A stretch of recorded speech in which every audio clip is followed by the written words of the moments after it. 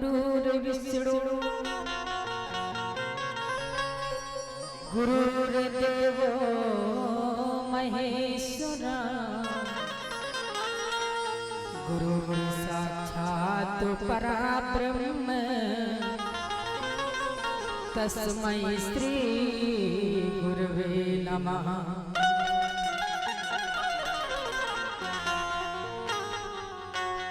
अखंड मंडलाकार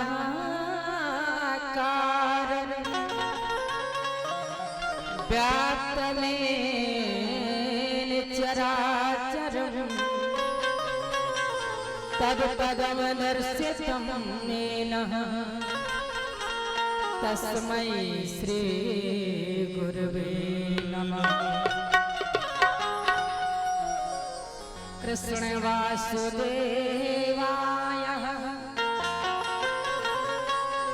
कृष्ण वासुदेवाय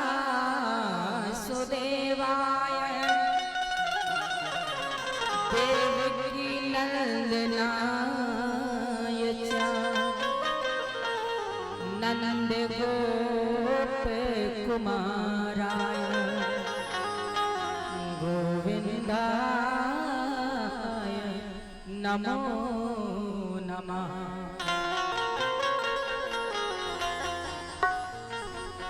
गोविंदाय नमो नमः। यत्र यत्र रघुनाथ कीर्तनम् तत्र तत्र कृतमस्तकाञ्जलिम् बाष्परे परिपूर्णलोचनम् मारुति नमत राशिशान्तकम्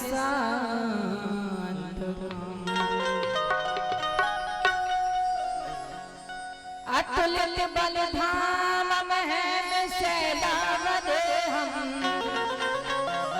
तनुजवन कृशानुज्ञान नामगणम् सकल गुण निधानम् वानराणामधीशम् रघुपति प्रिय भक्तम् वातजातम् नमामि।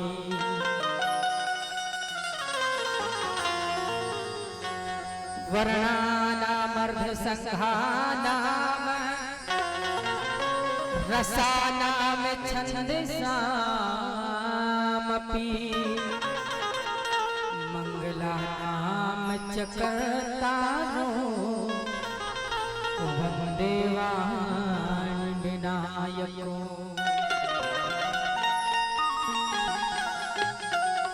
सच्चिदानंद रूपाय विश्वोत्पत्त्यादिहेतवे तापत्रय विनाशाय श्री कृष्णाय वयं नमः। श्री कृष्णाय वयं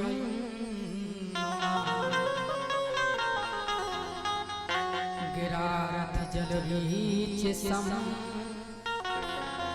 कह्यत भिन्न न भिन्न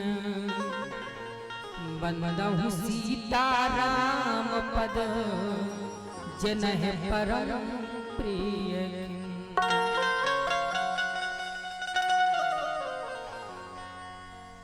जब तलक ये जिंदगी फुर्सत न होगी काम से कुछ समय ऐसा निकालो कि प्रेम कर लो राम से। कुछ समय ऐसा निकालो कि प्रेम कर लो राम से। प्रेम से बोलो भक्त वत्सल भगवान की, यज्ञ भगवान की, राघवेंद्र सरकार की, वृंदावन हरिलाल की, उमापति महादेव की। जय जय श्री सीताराम।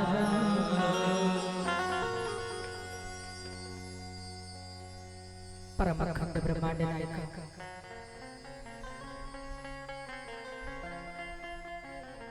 अकारण वरुणालय वंचित कल्पतरु भगवान के सुंदर चरणारविंदों में प्रणाम करते हुए शेष महेश शारदा में सबको मेरा बारंबार प्रणाम नतमस्तक।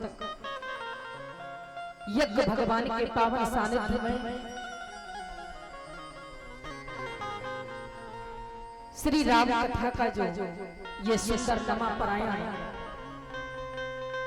आपके इस पावन भूमि में, पावन ग्राम में, पावन धाम में हो रहा है। क्योंकि जरा विचार करना, कितनी भी आप पवित्र जगह हो, स्थान हो, जमीन हो, लेकिन जहां पर यज्ञ हो जाते हैं, जहां पर संतों के चरणारविंद पड़ जाते हैं, जहां पर विद्वानों के चरणारविंद पड़ जाते हैं, वह जगह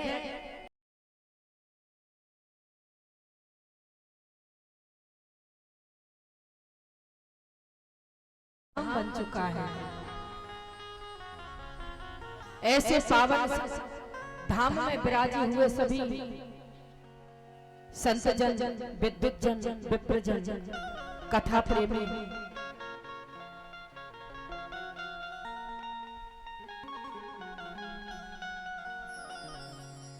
सीता नसिया मदालसा के पदचिन्हों पर चलने वाली मेरी समस्त माता शक्तियां एवं इस धार्मिक कार्य में हमारे जितने भी आचार्य विप्र हैं,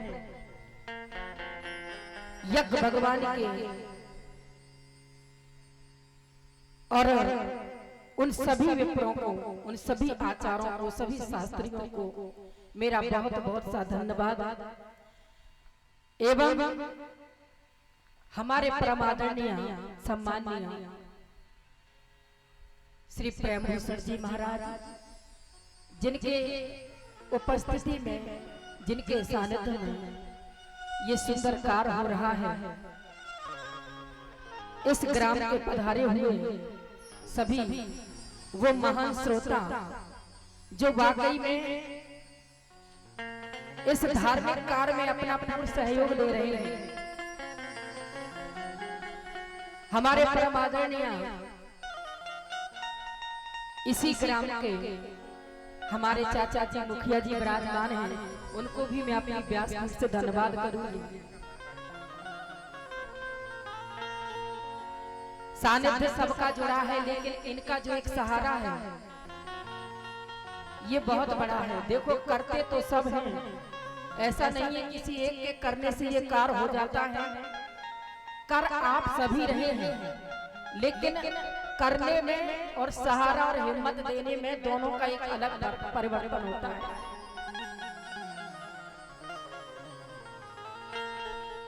और मैं भगवान से प्रार्थना करूंगी कि ईश्वर यहाँ के जितने भी श्रद्धालु भक्त हैं, उनके जीवन में कभी किसी प्रकार की कमी ना हो, ये ठाकुर से मैं प्रार्थना करूंगी। और भगवान से कहूंगी कि ईश्वर यहाँ के युवा पीढ़ियों में वो सद्बुद्धि प्रदान करें कि अपना जो सनातन धर्म है, जो अपना कार्य है, जो एक मानव जीवन का धर्म कर्म है, उसे जाने ना दें, उसे निरंतर निभाएं। मंच पर उपस्थित हमारे मां सरस्वती के नंदन सुपुत्र हमारे सभी गंधर्व भाई बंधु, इनको मैं बहुत बहुत सा धन्यवाद करूंगी।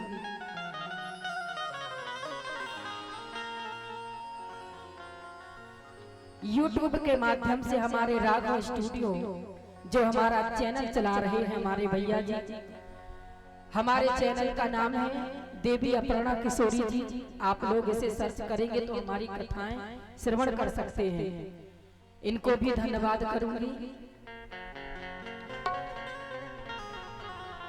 जो मेरी नजर से दूर है, मेरी समझ से दूर है, मेरी जान पहचान से दूर है। तो सिया राम में सब जग जानी करहु प्रणाम, जोर जुग पानी की भावना रखते हुए सबको सिया राम में जानकर मैं प्रणाम करती हूँ। आइए, जैसे कि आप लोग जानते हैं कि कथा विराम होती ही हमारे सभी रामलीला के धुरंधर कलाकार विद्युत जन विराजे हुए रामलीला भी होता है। तो समय ना व्यर्थ ले जाते हुए भगवान का मंगलमय संकीर्तन करते हुए आज की कथा हम शुभारंभ करेंगे। इसके बाद आप बड़ा ही सुंदर रामलीला होता है, सभी लोग रामलीला देखेंगे भाव से। तो भाव के साथ भगवान का मंगलमय संकीर्तन करते हुए आज की कथा में हम प्रवेश करेंगे।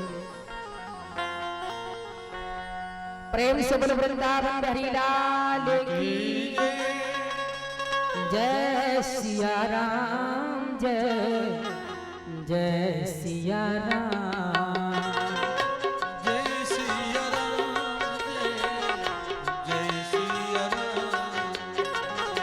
जय सिया राम जय जय सिया राम, जय सिया राम जय सिया राम। ऐसे नहीं, कीर्तन ऐसे नहीं किया जाता जैसे आप लोग कर रहे हैं। कीर्तन करना सभी लोग जानते हैं, क्या भगवान का भजन ऐसे करते हैं? ऐसे नहीं जी, ऐसे नहीं करते। फिर भगवान का भजन कैसे करते हैं? ये दोनों हाथ उठाइए और इनको थोड़ा इस्तेमाल कीजिए ऐसे भाव के साथ। ऐसा नहीं कि जबरदस्ती वाला काम है, थोड़ा भाव के साथ भगवान का कीर्तन करेंगे, आनंद आएगा। जय सिया राम जय जय सिया राम, जय सिया राम जय सिया राम, बोलिए जय सिया राम जय सिया राम, जय सिया राम जय सिया राम। हे दुख भंजन तुम्हें प्रणाम, हे दुख भंजन जय रघुनंदन जय सिया राम, जय भगवान जय सिया राम। जय सिया राम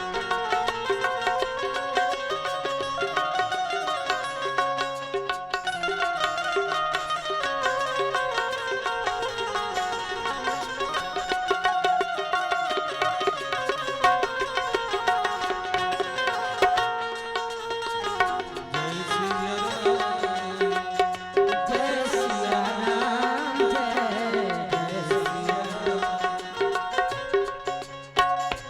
कलयुग केवल नाम अधारा, कलयुग केवल नाम आधारा, कलयुग केवल नाम अधारा, कलयुग केवल नाम आधारा।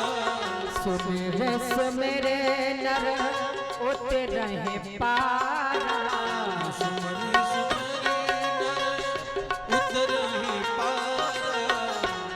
बोलो राम राम राम, बोलो राम राम राम, बोलो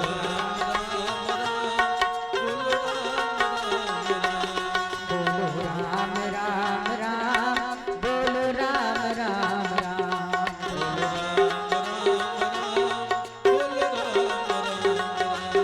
ओ जय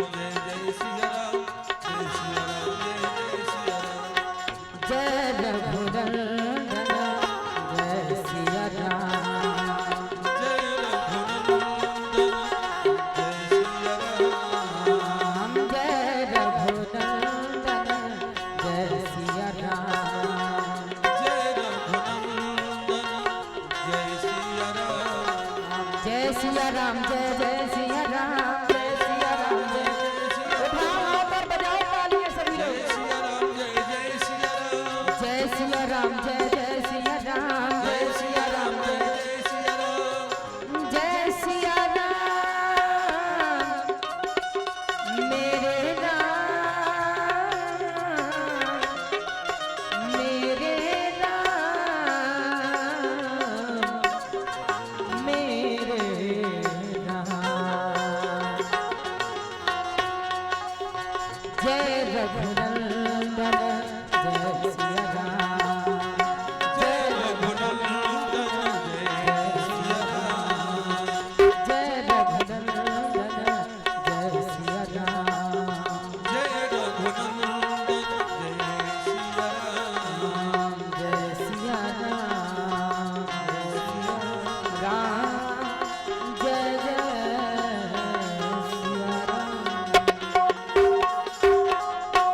बोलो राघवेंद्र सरकार की की जय भक्त वत्सल भगवान की जय यज्ञ भगवान की की जय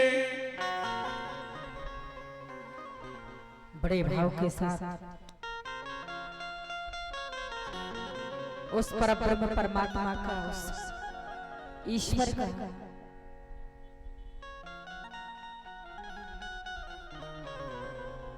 भाव विभोर होकर के आप सभी लोगों ने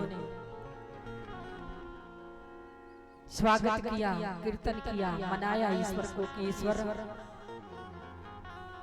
आइए और आकर के अपनी कृपा हम पर सदैव बनाए रखिए। क्यों? क्योंकि ईश्वर की कृपा, भगवान की कृपा हमें भाव से ही प्राप्त होगी। भगवान की कृपा धन से प्राप्त नहीं होगी, भगवान की कृपा रूप से प्राप्त नहीं होगी। फिर भगवान की कृपा तो हमें भाव से प्राप्त होगी। परब्रह्म परमात्मा कहते हैं कोई तन दुखी कोई मन दुखी, कोई धन बिन रहा उदास, थोड़े थोड़े सब दुखी सुखी राम के दास।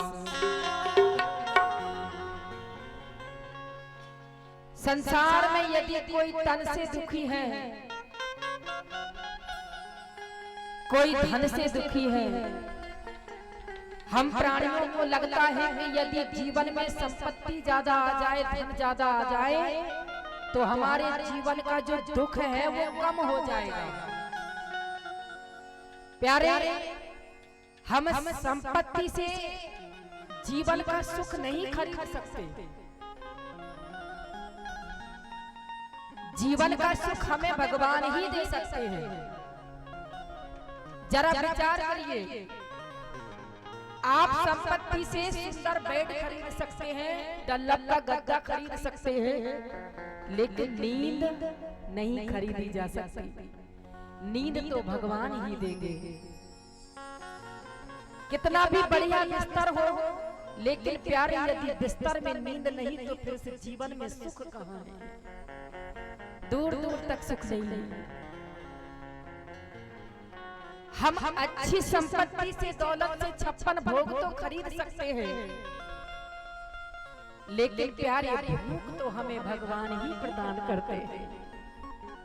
कितने लोगों को देखा है, बड़ी बड़ी कंपनियां चल रही हैं, 4-4 पहिया गाड़ियों में घूम रहे हैं, यदि जमीन के नीचे पैर रखते हैं ना तो उसमें भी लाखों लोग स्वागत के लिए खड़े हो जाते हैं।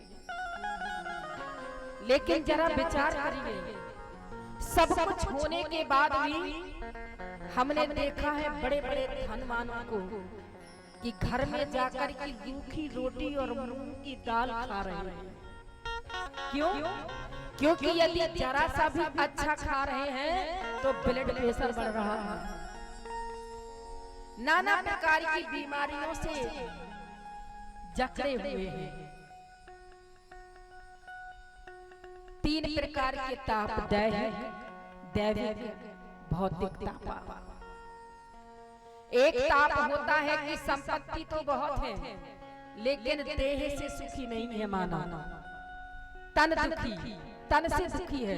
संपत्ति बहुत है पर अच्छा खा नहीं रहा है, अच्छा पहन नहीं रहा है, अच्छे से सो नहीं रहा है, तन से सुखी है। इतने रोग लगे हैं तन में कि उसका जीवन अच्छा व्यतीत नहीं जा रहा है। और यदि भगवान की कृपा से कोई स्वस्थ है, दुरुस्त है, मस्त है, जीवन में कोई पीड़ा नहीं, कोई रोग नहीं, तो उसके जीवन में धन नहीं होगा। दिन भर बेचारा मजदूरी करेगा, तब शाम को जो सीधा सादा भोजन होगा सब्जी रोटी पान करेगा। कोई तन से सुखी है, कोई धन से सुखी है। और मन के दुखी कैसे होते हैं आप लोग जानते हैं? मन के दुखी लोग होते हैं कि मन में बैठे बैठे बड़ी बड़ी तरंगे मारते हैं। काश हम भी एरोप्लेन में उड़ रहे होते, काश हमारे पास भी फॉर्च्यूनर गाड़ी होती, काश हमारे पास भी ये होता वो होता। सोचते रहते हैं। कभी कभी जब ये सब हो जाता है तो मन में एक भाव आता है, मेरा एक बेटा है वो सर्विस में लग गया है, मैं उसके लिए अच्छी बहू ढूंढूंगा, अच्छे खानदान में विवाह करूंगा। अब बैठे बैठे सोच रहे हैं, मन में ख्याल आ रहे हैं, पर प्यारे बाद में क्या हुआ? बोले बाद में तो पता चला कि बेटे ने घर की नौकरानी से ही शादी कर ली। अब जितना ख्वाब था वो वहीं का वहीं रह गया। तो मन के दुखी लोग हो जाते हैं। मन में सोचो मत, क्यों? क्योंकि हुई है वही जो राम रच रहा था। प्यारे जो भगवान ने लिख दिया है वो मिटने वाला नहीं है। व्यर्थ का दिमाग क्यों लगाते हो? व्यर्थ का चिंतन क्यों करते हो? जरा विचार करो, चिंतन भी अलग अलग प्रकार के होते हैं। एक होता है चिंतन और एक होता है चिंता।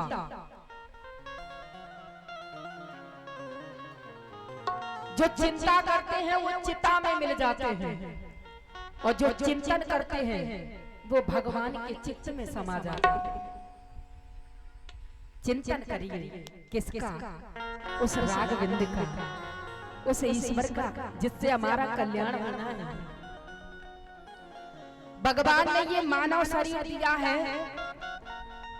मानव शरीर भाग्य से मिला और सबसे बड़ा सौभाग्य ये कि मानव शरीर प्राप्त होने के बाद हमें सत्संग का लाभ मिला। ये भी सत्संग सौभाग्य से मिलता है। श्रीमद् भागवत महापुराण में श्री सुखदेव जी महाराज राजा परीक्षित को श्रवण करा रहे हैं। राजन बोले ये जो 7 दिन की कथा आप श्रवण कर रहे हैं, ये कथा कभी कभी देवताओं को भी नहीं मिली सुनने के लिए।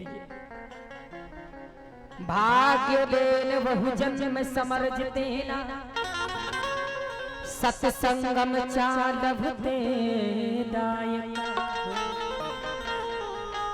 एक जन्म के नहीं अनेकों जन्मों के जब भाग उदय होते हैं, पुण्य उदय होते हैं, तब प्यारे सत्संग करने का परम सौभाग्य प्राप्त होता है।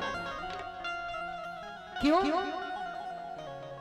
आप अपने बालकों को कितनी भी बड़ी बड़ी डिग्रियां प्राप्त करवा दो, कितने भी बड़े बड़े कॉलेज में पढ़ा दो, कितने भी बड़े बड़े गुरुकुल में पढ़ा दो, लेकिन प्यारे जी के जीवन का ज्ञान है, जो जीवन का अनुभव है वो डिग्रियों में नहीं है। वो कहाँ है? बोले बिन सत्संग विवेक न होय, बिन सत्संग विवेक न होय।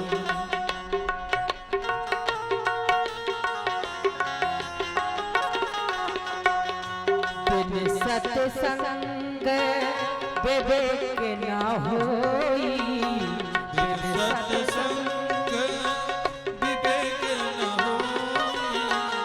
बिन सत्संग बिन सत्संग बिन सत्संग बिन सत्संग विवेक न होई, बिन सत्संग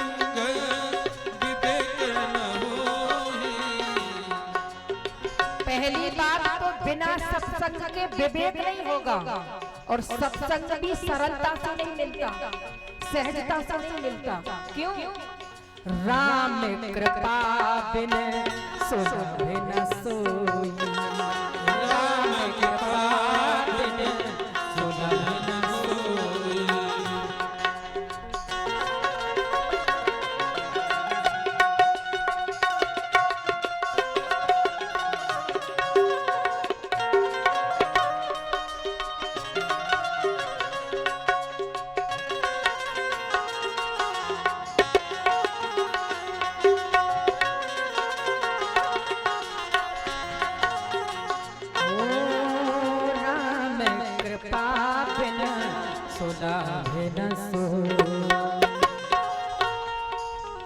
बोले बिन सत्संग विवेक न होई,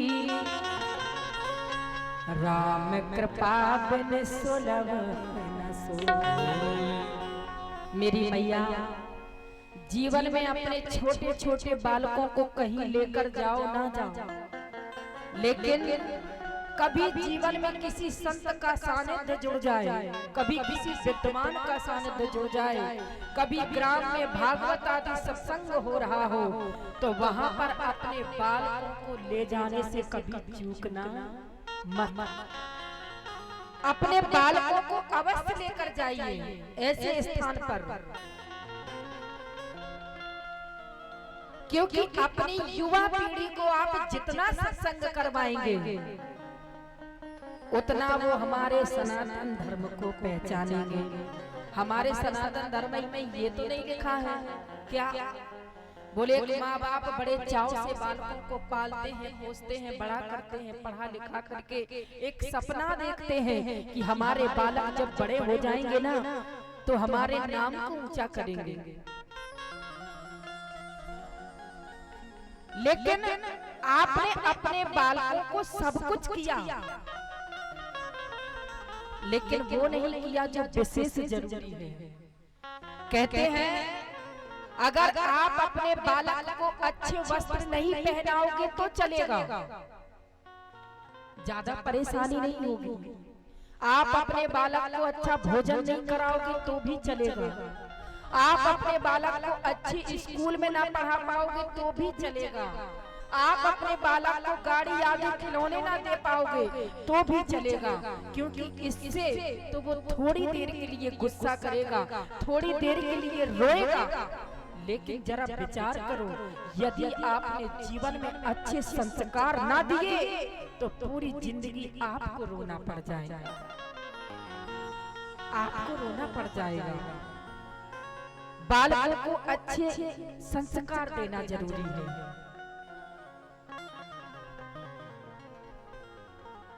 अपने बालकों को प्रातः काल उठाइए, कहिए कि माता पिता के चरणों को छुए, गुरुजनों को प्रणाम करें, बड़े गुरुओं का आशीर्वाद लें।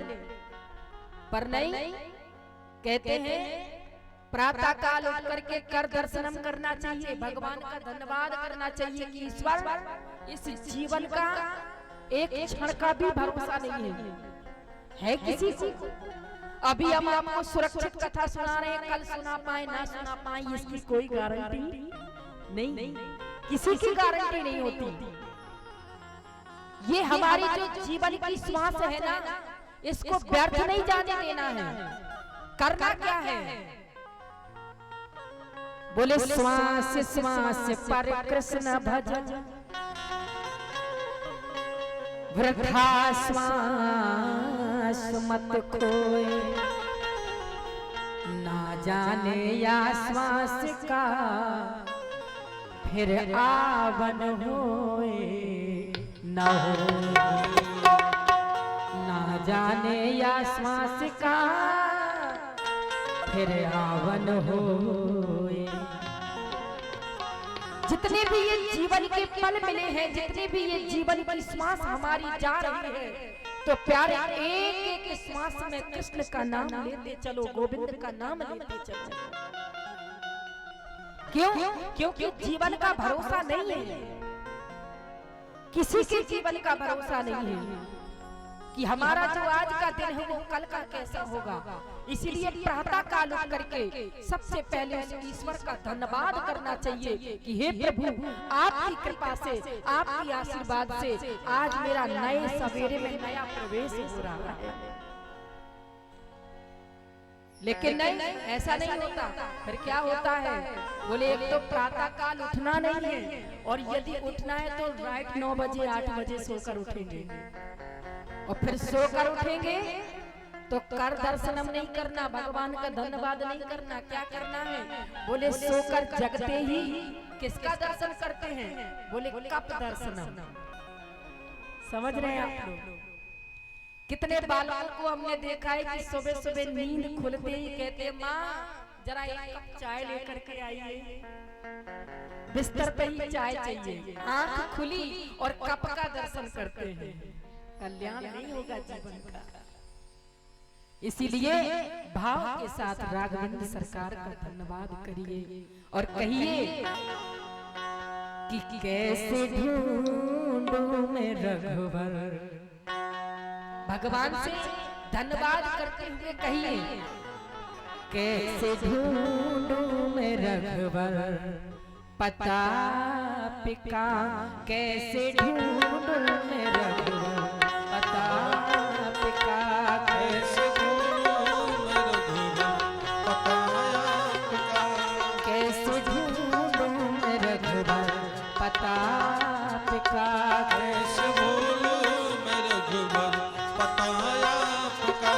जब माया ने लिया रूप, माया ने लिया घनी रात का रूप, माया ने लिया घनी रात का, कैसे ढूंढूं मैं रघुवर पता पिका, कैसे भूलूं मैं रघुवर पताया पिका।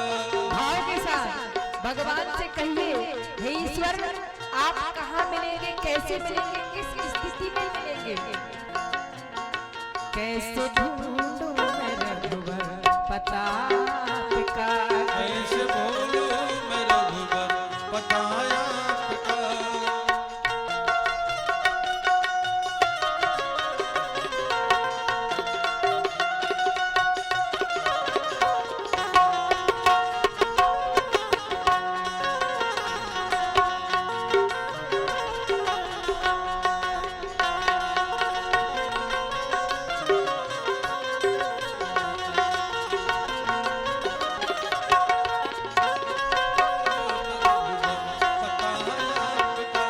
कैसे ढूंढूं मैं रघुवर पता पिका, कैसे ढूंढूं मैं रघुवर पता पिका, कैसे भूलूं मैं रघुवर पताया पिका।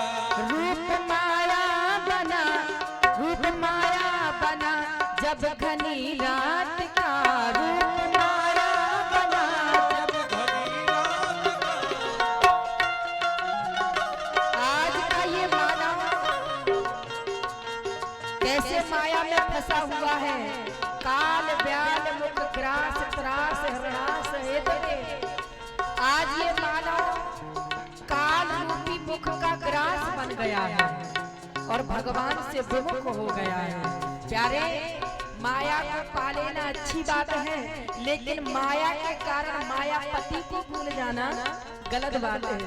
भगवान को पहचानो, भगवान को जानो, क्योंकि साथ में कुछ जाने वाला नहीं है।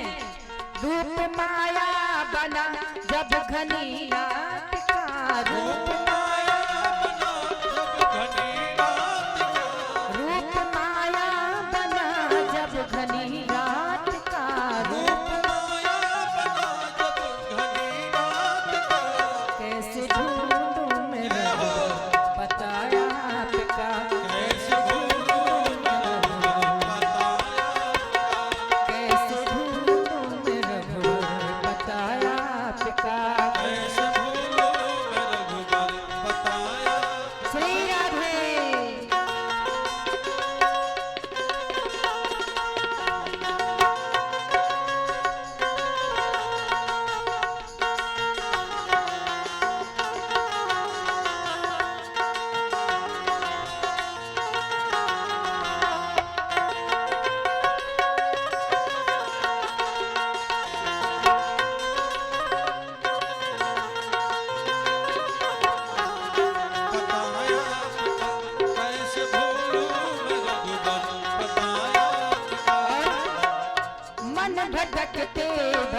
भटकते परेशान है, मन भटकते परेशान है, मन भटकते भटकते परेशान है, मन भटकते परेशान है।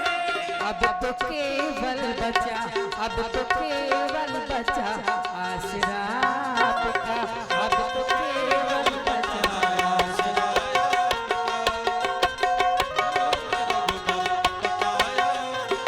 रूप माया बना जब लिया आपका, रूप माया बना अब तो केवल बचा आसरा आपका, अब तो केवल बचा आसरा। कैसे ढूंढूं मैं रघुवर बताया आपका, कैसे भूलूं मैं रघुवर बताया आपका। श्री राधे। कैसे भूलूं मैं रघुवर बताया आपका, कैसे भूलूं मैं रघुवर बताया आपका। और भक्त कहता है प्रभु सुनता हूँ कि वो जीवन सवर जाता है,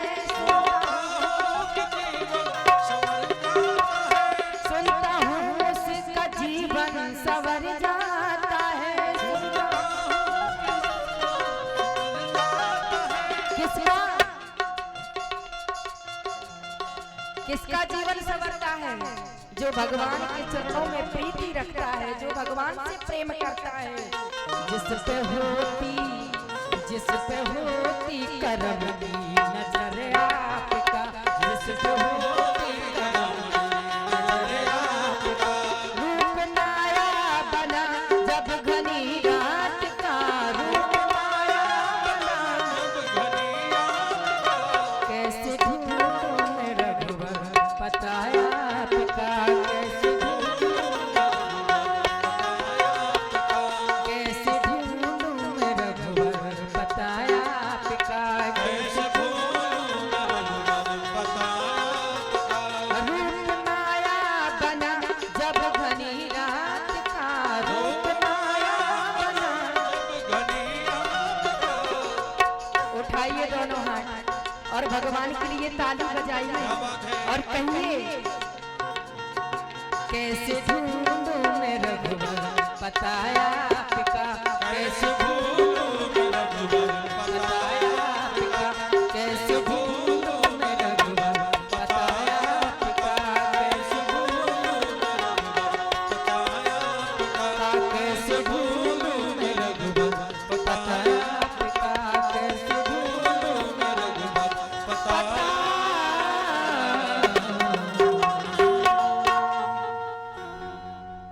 रूप माया लिया जब घनी रात का, रूप माया लिया जब घनी रात का, तो कैसे ढूंढूं मैं रघुवर बताया आपका, कैसे ढूंढूं मैं रघुवर बताया आपका। बोलो राघवेंद्र सरकार। आज का मानव जब भगवान को छोड़ करके माया में फंस गया है तो भगवान फिर दूर तक नजर नहीं आते, दूर तक नहीं आते। रामचरितमानस में बाबा गोस्वामी जी लिखते हैं, प्यारे यदि भगवान की कृपा को प्राप्त करना है तो भगवान की कृपा ऐसे प्राप्त नहीं होती, फिर कैसे होगी? भगवान की कृपा के लिए भक्ति कर कर पड़ती है। और भक्ति कैसे होगी? बोले जब तक हृदय में 50 विचार रहेंगे मन भटकेगा नहीं। जब तक भक्ति करेंगे तब तक हमारा ये काम निपट जाएगा। तो ऐसी भक्ति नहीं होगी, फिर भक्ति कैसे होगी? बोले भक्ति स्वतंत्र सकल सुख करनी। भक्ति कैसी है? बोले भक्ति स्वतंत्र है। भक्ति स्वतंत्र होती है। भक्ति में कोई बंधन नहीं होता, भक्ति में कोई बाधक नहीं बनना चाहिए। और जब तक हम माया में फंसे रहेंगे तो फिर बाधक तो बनेंगे ही कोई ना कोई। जब भक्ति करने के लिए बैठेंगे तो कभी बेटा कुछ कहेगा, कभी बहू कुछ कहेगी, कभी परिवार कुछ कहेगा, कभी पत्नी कुछ कहेगी। भक्ति नहीं कर सकते हम। भक्ति करने के लिए हमें स्वतंत्र मन चाहिए। और स्वतंत्र जो व्यक्ति हो गया तो प्यारे वो संसार में सबसे बड़ा धनवान हो गया, सबसे बड़ा धनवान हो गया। क्यों? क्योंकि कबीरा सब जग निर्धना।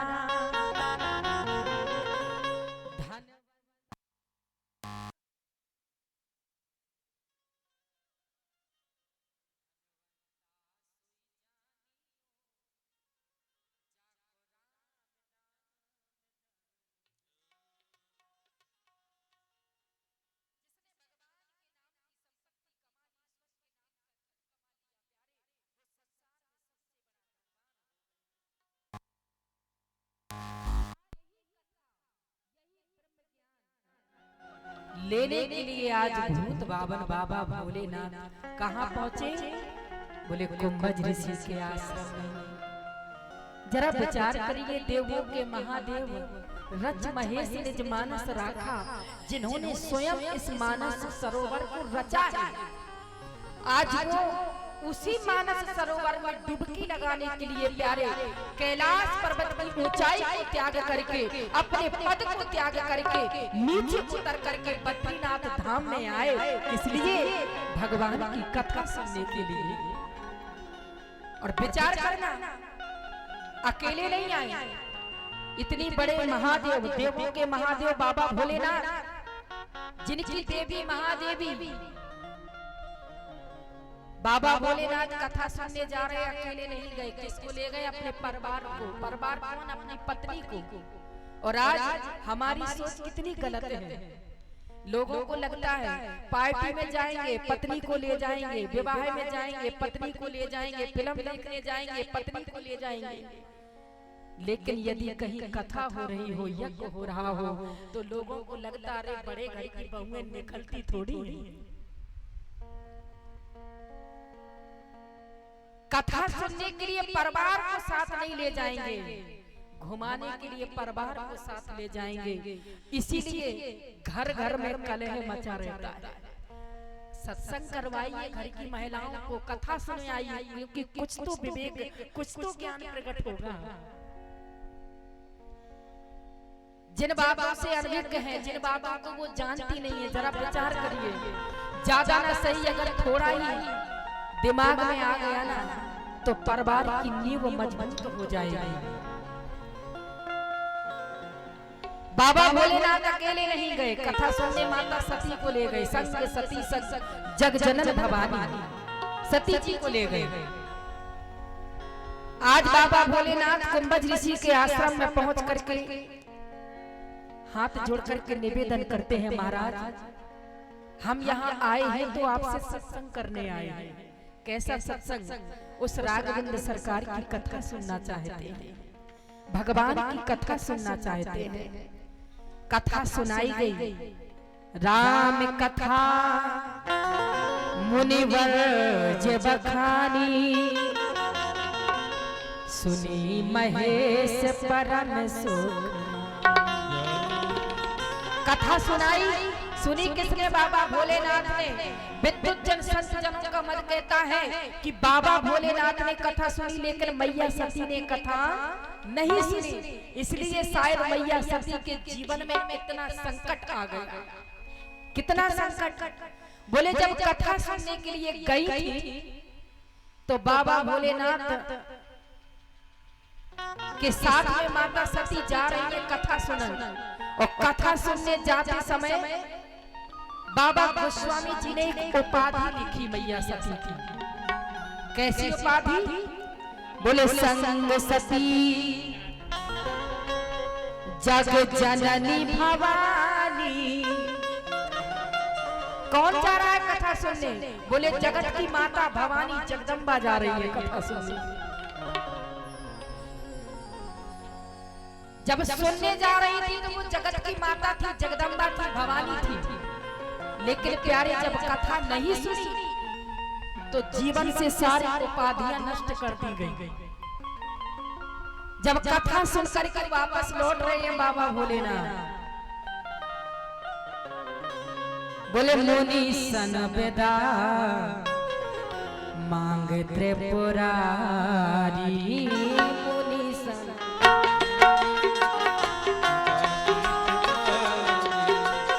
मुनि सन बेदा मांग त्रिपुरारी।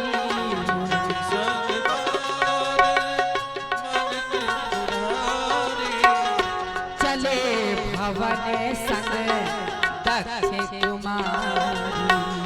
चले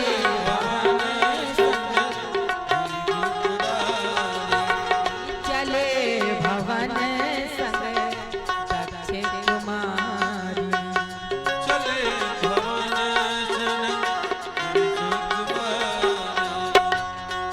उपाधियां कैसे नष्ट हो गई? बोले मुनि सन बेदा मांग त्रिपुरारी। चले भवन संग दक्ष। उपाधियां कैसे नष्ट हुई? जब जा रही थी जगत की माता थी, जगदम्बा थी, भवानी थी। लेकिन जब राघवेंद्र सरकार की कथा नहीं सुनी तो ना तो जगदम्बा रही, ना भवानी रही, ना जगत की माता। फिर कौन हो गई? बोली चली भवन संग दक्ष कुमारी। कौन हो गई? बोले सिर्फ दक्ष की कन्या बन गई। सिर्फ दक्ष की कन्या बन गई। जरा विचार करना, कथा ना सुनने से एक नुकसान नहीं, कितने नुकसान हुए मैया सती को।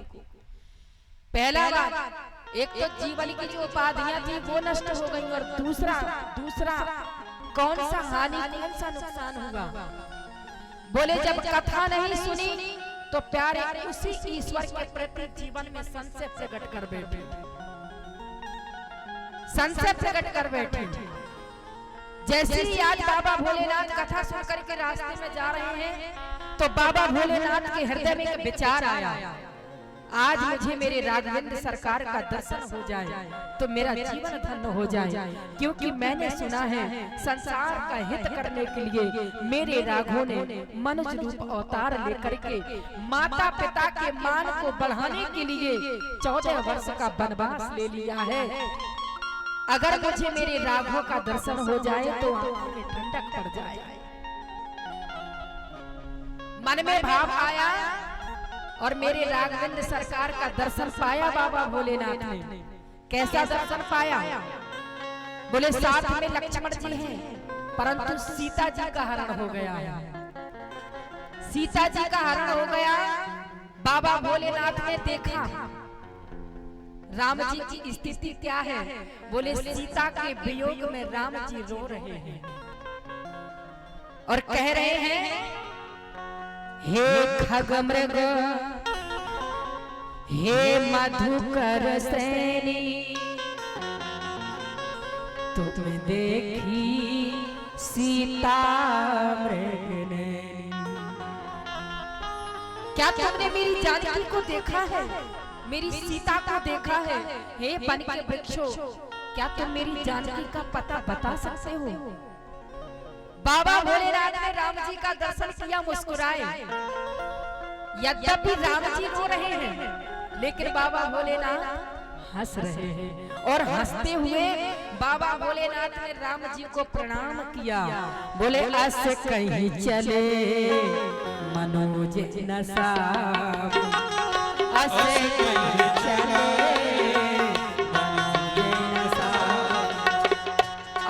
कहीं चले मनोज नसावन, अस कहीं चले मनोज नसावन, कहे सत्य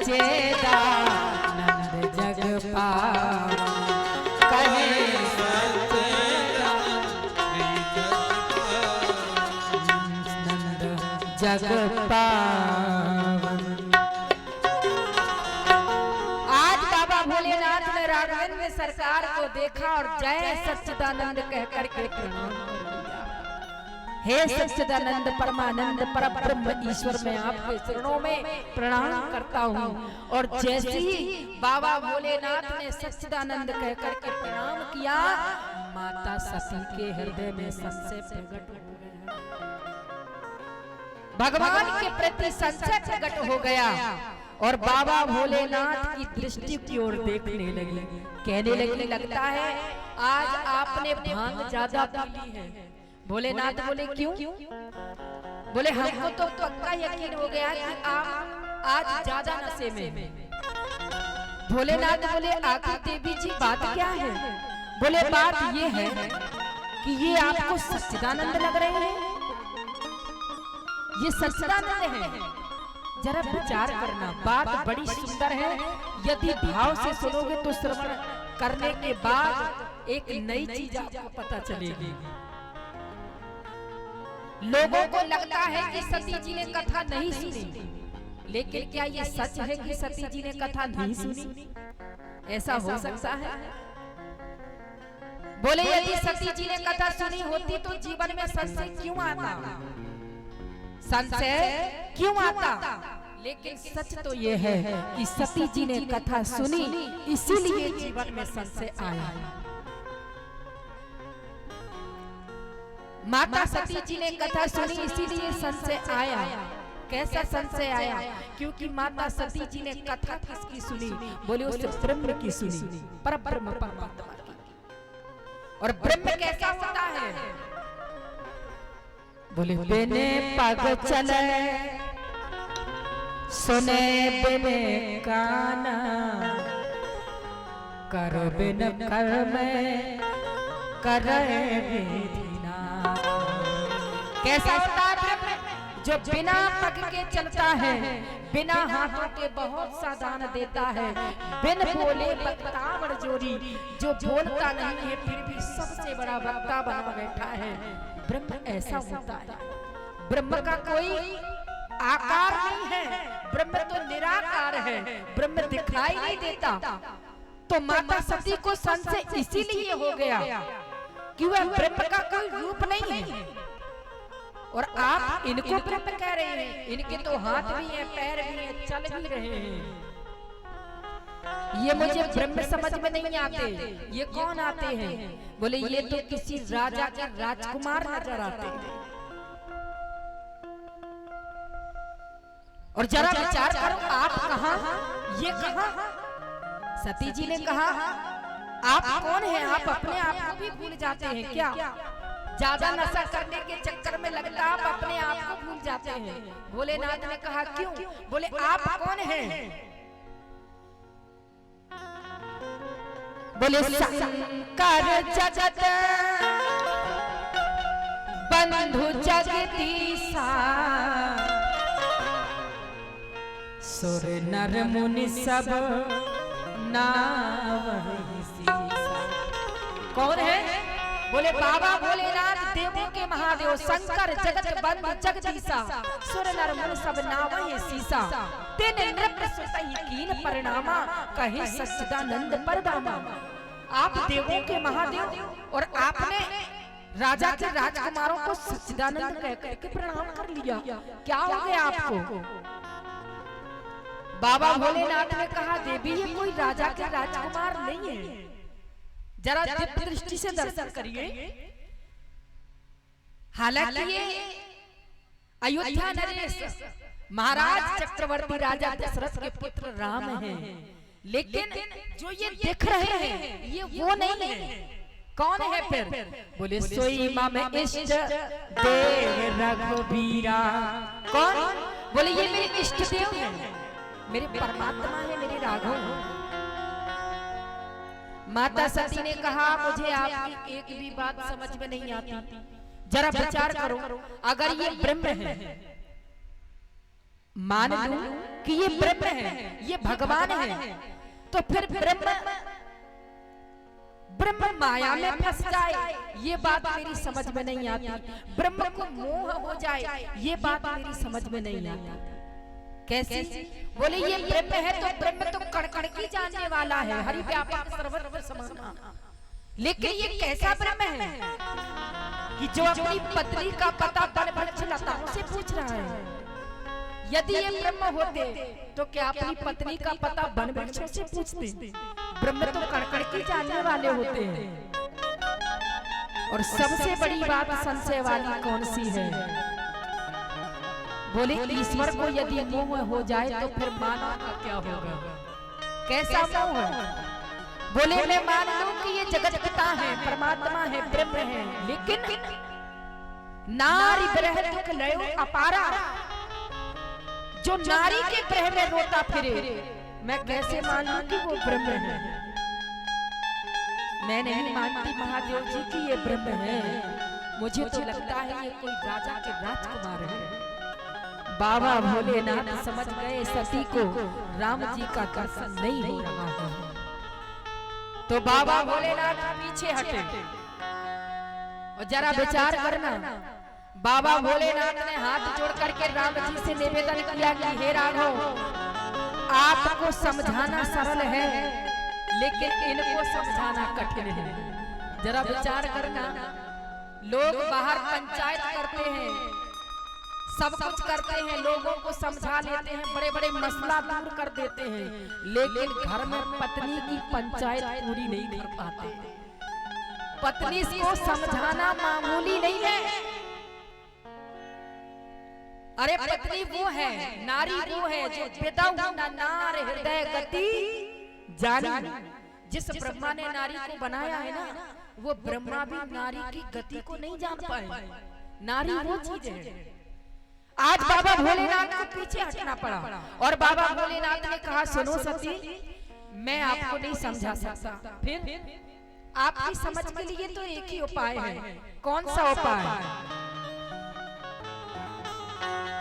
हे सती, बोले जो तो मेरे मन आती संदेह, जो तो मेरे मन आती संदेह,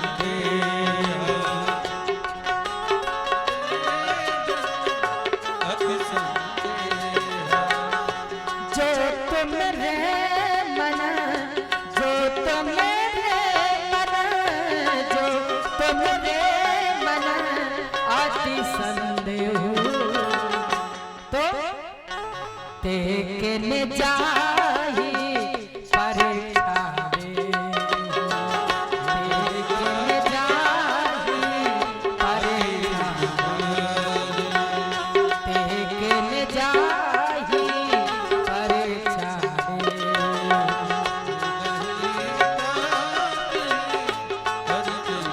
परीक्षा।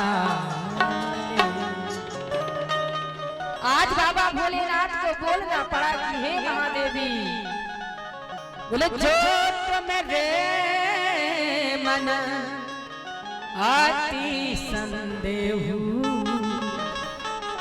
देखने जाहे परीक्षा ले।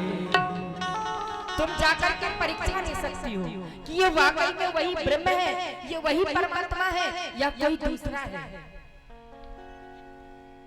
अब बाबा भोलेनाथ की अनुमति पाकर के सती जी जाने लगी। जब जाने लगी तो बाबा भोलेनाथ ने सतर्क किया, सती मेरी एक बात गांठ बांध लो। कौन सी बात? बोले तुम परीक्षा लेने किसी मानव की नहीं जा रही हो, किसकी जा रही हो? बोले उस परब्रह्म परमात्मा की परीक्षा लेने जा रही हो। और जब परमात्मा की परीक्षा लेने जा रही है तो एक बात टच कर दो दिमाग में। कौन सी बात? बोले जो भी करना, जैसे भी परीक्षा लेना, कैसे करना? बोले करहु सुजतन विवेक विचार। जरा विवेक लगाना, विचार करना, फिर परीक्षा लेना। बाबा भोलेनाथ ने माता सती को सचेत किया, सतर्क किया कि जा रही हो पर किसी साधारण आदमी के पास नहीं जा रही हो, उस ब्रह्म के पास जा रही हो। तो जो भी करना विचार करके करना, विवेक लगा कर करना।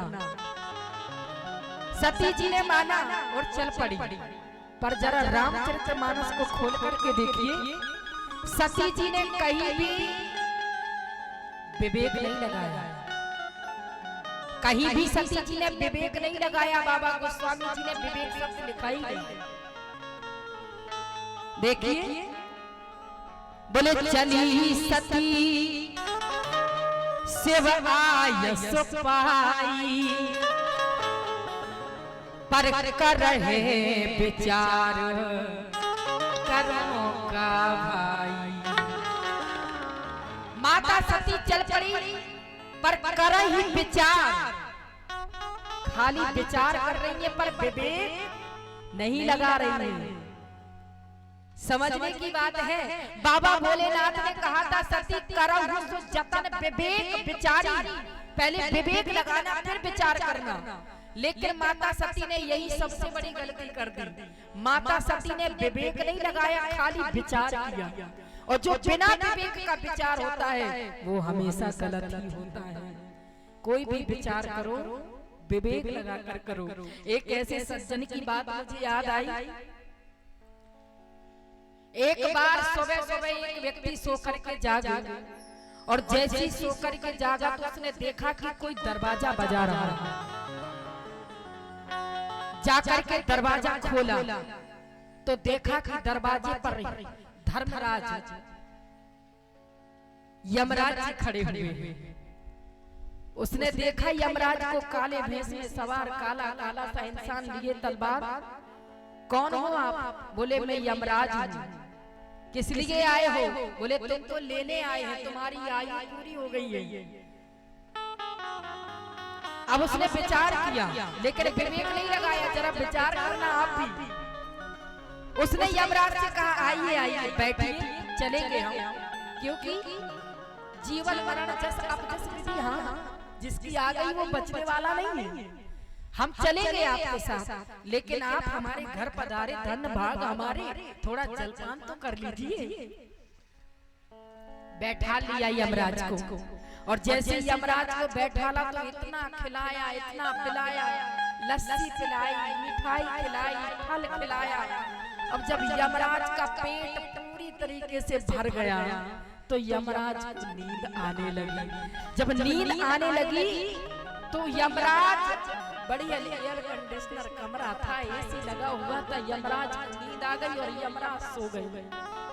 जब यमराज सो गए तो उस व्यक्ति ने विचार किया कि जो इसका बही खाता है ना, मैं उसको देखूं मेरा नाम कहाँ लिखा हुआ है। उसने जल्दी जल्दी वो बही खाता देखा, और जहां उसका ऊपर नाम लिखा हुआ था उसने वहां से अपना नाम काटा और लिस्ट में सबसे नीचे अपना नाम लिख दिया, सबसे नीचे। क्यों?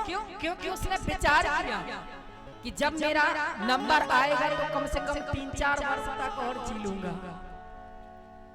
खाली विचार किया, विवेक नहीं लगाया। यमराज जी की नींद खुली तो यमराज जी बोले कि चलिए आपका नंबर आ गया है, आपको चलना है, आपका इस पृथ्वी में दिन पूरे हो चुके हैं। बोले महाराज मेरा नंबर आ गया है? बोले हाँ। बोले एक बार सही से चेक कर लो, कहीं गलती तो नहीं हो रही है। और जैसी यमराज को इतना बोला उसने, तो यमराज ने कहा भाई तू इतना अच्छा इंसान है कि तुझे ले जाने में मुझे भी कष्ट हो रहा है। क्यों? बोले आज तूने मुझे इतना खिलाया, इतना पिलाया, इतना आराम दिया, ये जानने के बाद भी कि मैं तुझे लेने आया हूँ, फिर भी तू मेरा इतना सम्मान किया, तो जा आज मैं तेरे लिए अपना नियम बदल दूंगा। उस व्यक्ति ने कहा कैसा नियम बदल दोगे? कैसा नियम? बोले मैं ऊपर से उठाने वाला था, लेकिन अब नीचे से उठाऊंगा।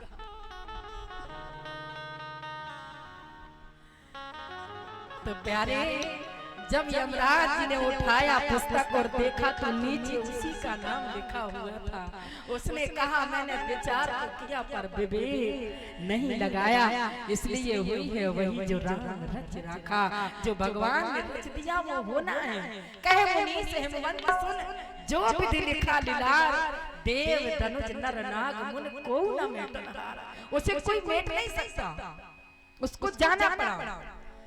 आज बाबा भोलेनाथ ने माता सती से कहा तुम जाओ जाना, पर करो सो जतन विवेक विचारी, विवेक लगाकर विचार करना। पर सती जी ने कोई विवेक नहीं लगाया। बोले चली सती शिव आय सो पाई, करहे विचार करो का भाई। खाली विचार किया, विवेक नहीं लगाया, आगे चले गया। यहाँ भी खाली विचार है, विवेक नहीं। लेकिन जिस समय राम जी के सामने पहुंच गई तो राम जी के सामने पहुंच करके भी विवेक नहीं लगाया। बाबा गोस्वामी जी लिखते हैं दोहा में, क्या लिख रहे हैं? बोले पुनि पुनि हृदय विचार कर, यहाँ भी विचार है, विवेक नहीं। पुनि पुनि हृदय विचार कर, बार बार हृदय में विचार कर रही है। कैसा विचार? कि मैं करूं क्या? मन में विचार आया कि इनकी पत्नी का हरण हो गया है तो मैं पत्नी का रूप बना लूं। अगर ये ब्रह्म होंगे तो मुझे पहचान जाएंगे, नहीं होंगे तो नहीं पहचान पाएंगे। तो पुनि पुनि हृदय विचार कर, धरि सीता करि रूप, आंग होई चल पंथ तहि जहियावत नर रूप। अच्छा जरा विचार करना, माता सती जी ने जब हृदय में विचार किया कि पत्नी का हरण हो गया, मैं पत्नी का रूप बना लूं, तो सीता का रूप बना लिया। सीता का रूप बनाना तो सरल था, पर प्यारे सीता जी के पद चिन्हों पर चलना थोड़ा कठिन हो गया। कैसे?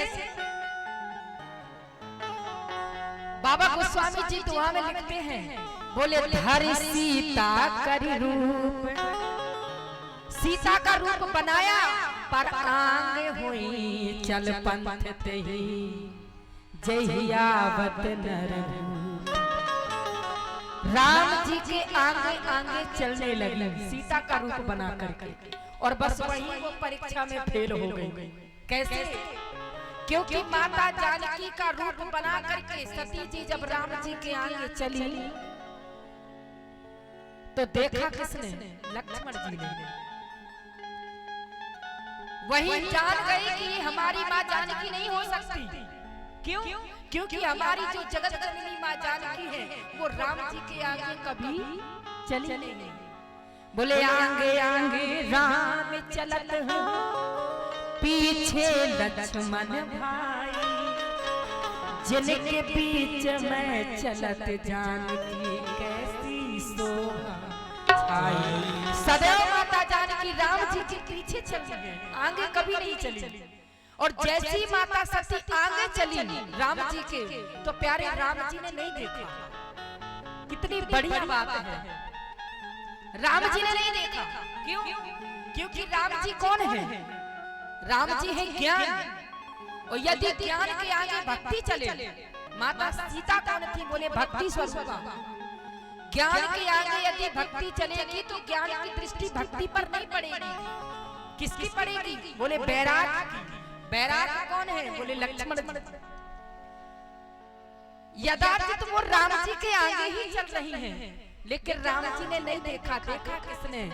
बोले लक्ष्मण दीखे उमा कृत वेशा, लक्ष्मण दीखे उमा कृत वेशा।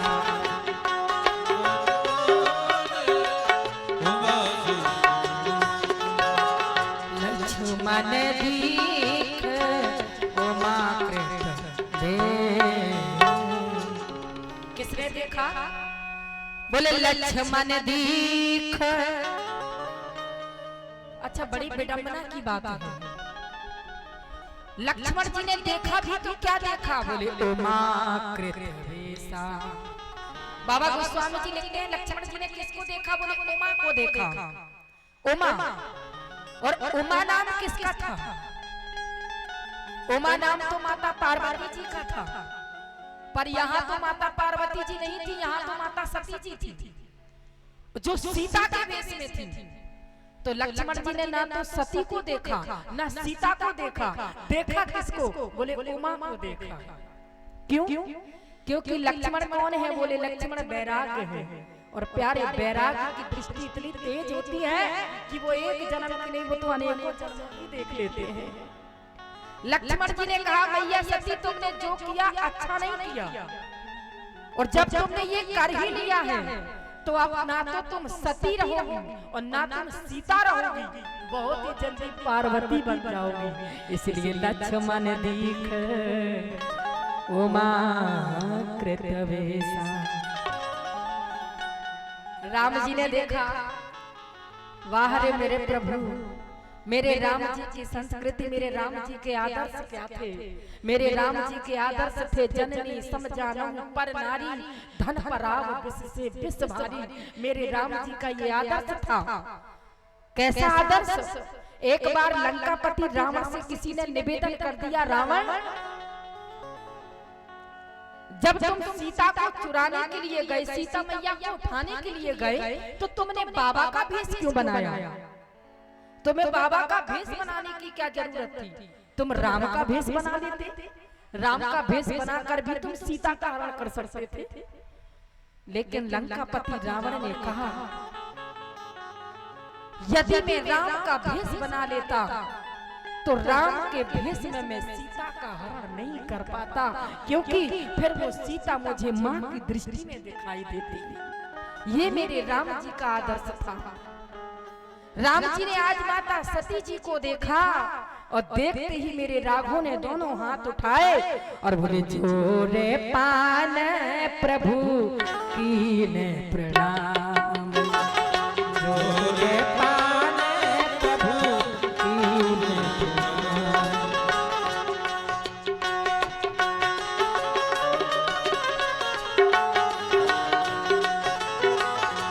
जोरे पान प्रभु, जोरे पान प्रभु, जोरे पान प्रभु, जोरे पान प्रभु कीन प्रणाम।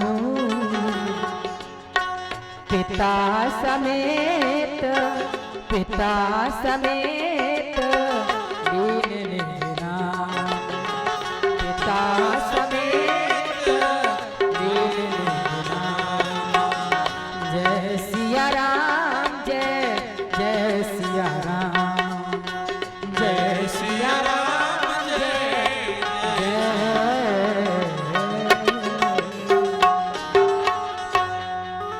बोले जोर पान प्रभु कीन प्रणाम, पिता समेत लीन निज नाम। राघवेंद्र सरकार ने दोनों हाथों को उठाया और कहा कि ये दशरथ नंदन पुत्र राम, हे मैया तुम्हारे चरणों में प्रणाम करता है। और जैसे इतना कहा, माता सती ने विचार किया कि ये मुझे कैसे पहचान गए, मैं तो सीता के भेष में हूँ और ये मुझे पत्नी मानने की बजाय माँ मान करके प्रणाम कर रही है। तब तक राघवेंद्र सरकार ने कहा, आज मैया वन में अकेले अकेले भ्रमण हो रहा है, बाबा भोलेनाथ कहाँ है? मैया सती ने सोचा ये तो मुझे पहचान गए। मैया सती जैसी शर्मिंदगी महसूस करके भागने का प्रयास करती है, तो राघवेंद्र सरकार ने कहा, मैया जब आप परीक्षा लेने आई हैं तो थोड़ा रिजल्ट लेकर के जाइए। आज राम जी ने अपनी माया दिखाई मैया को। कैसी माया? माता सती जहां देख रही हैं वहां राम लक्ष्मण दिखाई दे रहे हैं, हर तरफ राम लक्ष्मण। और इतना ही नहीं, जिस जगत जननी मां जानकी का हरण हो गया वो जानकी भी दिखाई देने लगी। तो माता सती मान गई कि ये तो इनकी नर लीला चल रही है, नाटक चल रहा है, ये यथार्थ सत्य नहीं है। सती जी ने जब ये देखा तो बीच पंथ में अपने नेत्रों को बंद किया और बैठ गई। भगवान ने कहा कि बस इतना ही काफी है, और भगवान वहां से अपने माया को हटा करके स्वयं वहां से लोग हो जाते हैं। सती जी की आंखें खुली तो देखा ना वहां राम, ना लक्ष्मण, ना सीता, कोई दिखाई नहीं दे रहा था। अब सती जी का मुखड़ा उतर गया। लौट करके बाबा भोलेनाथ के पास आई। बाबा भोलेनाथ ने कहा, क्यों सती परीक्षा ले आई? तो जरा विचार करना, सती जी ने सोचा यदि सच बताएंगे कि हम परीक्षा में फेल हो गए तो जरा बहुत बेइज्जती हो जाएगी। तो सती जी ने झूठ का सहारा ले लिया।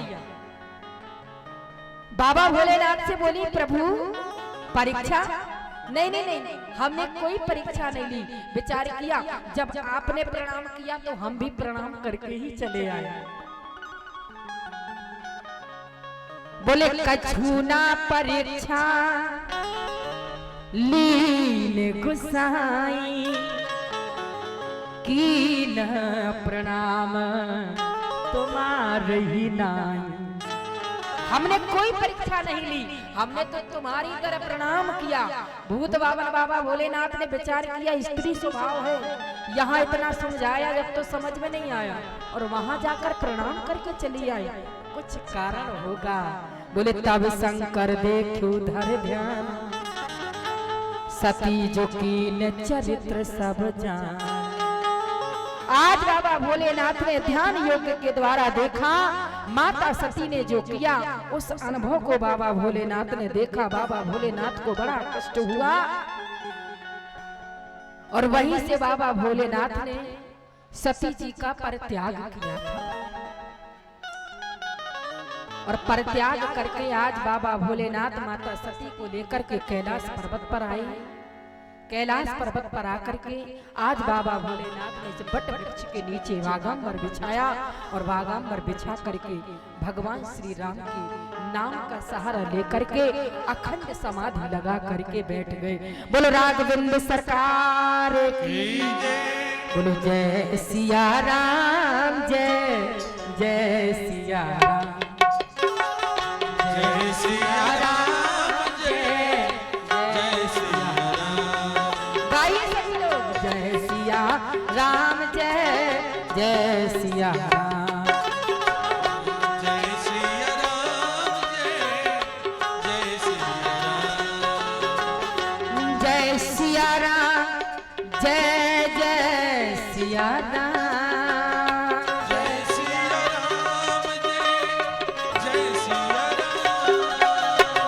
जय सिया राम। जय सिया राम, जय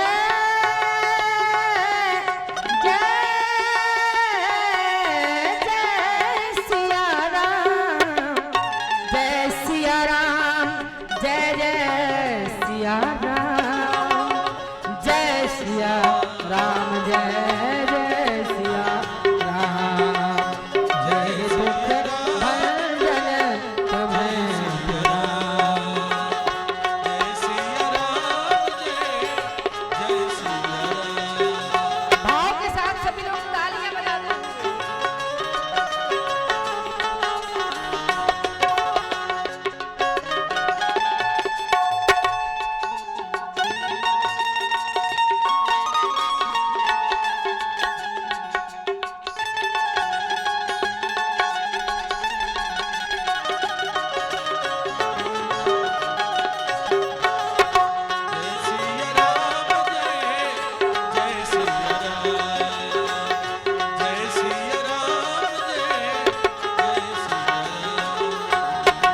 जय सिया राम, जय जय सिया राम, जय सिया राम, जय जय सिया राम, जय सिया राम, जय जय सिया राम, जय सिया राम, जय सिया राम, जय जय सिया राम, जय सिया राम, जय जय सिया राम, जय सिया राम, जय जय सिया राम, जय सिया राम, जय जय सिया राम, जय जय सिया राम, जय जय सिया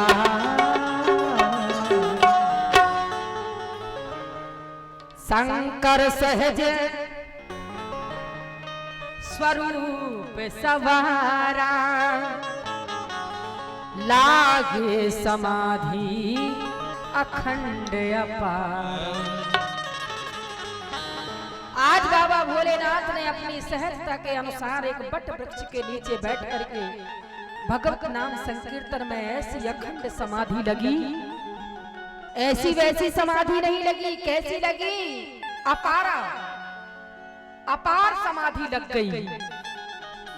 कितने दिन तक?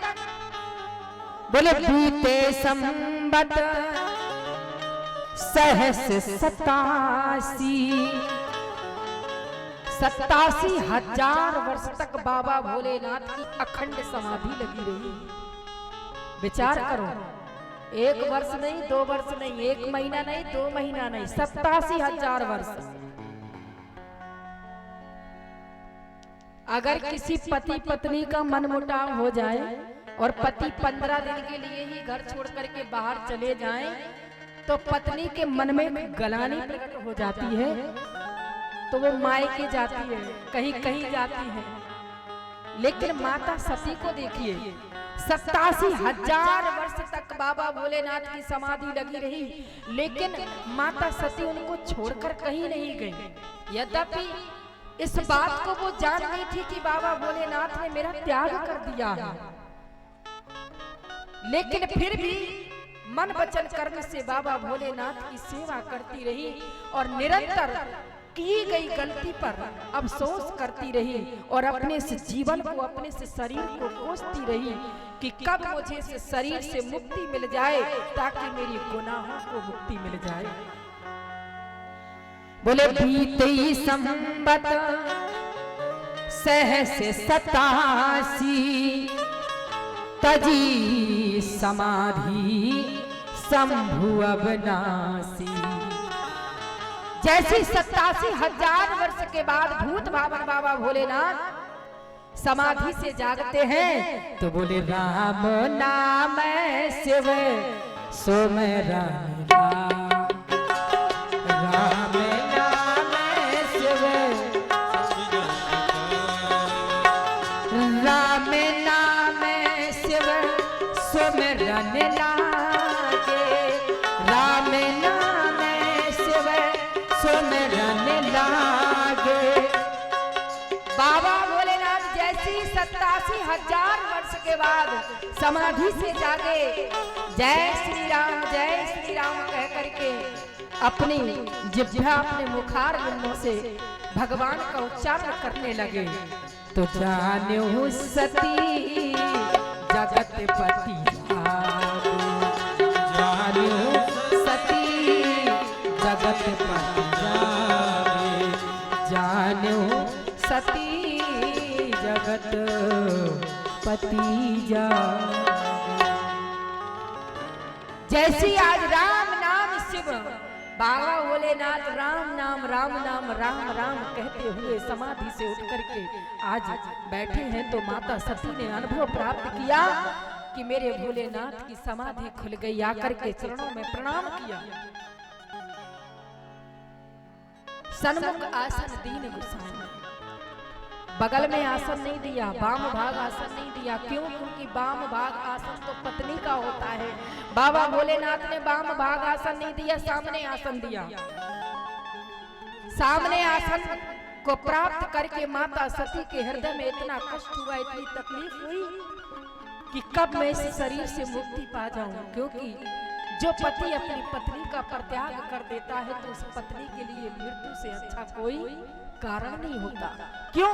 क्योंकि पति के त्याग कर देने के बाद ही वो पत्नी मरे के समान ही हो जाती है। जिया बिन देह नदी बिन नारी तैसे नाथ पुरुष बिन।